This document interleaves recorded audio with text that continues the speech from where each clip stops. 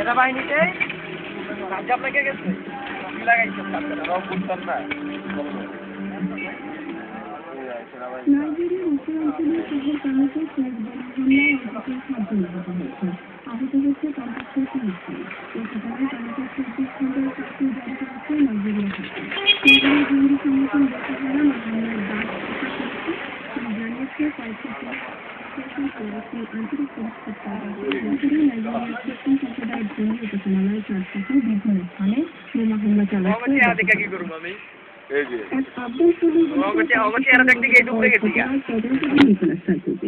গতকাল আফগানিস্তানের উত্তরাঞ্চলের কাপিসা প্রদেশের তাজিক শহরে ফ্রান্সের সৈন্যদের একটি স্পোর্টস ট্রেনিং সেশনে অনুশীলনকালে এক আফগান সৈন্যের এলোপাতাড়ি গুলিতে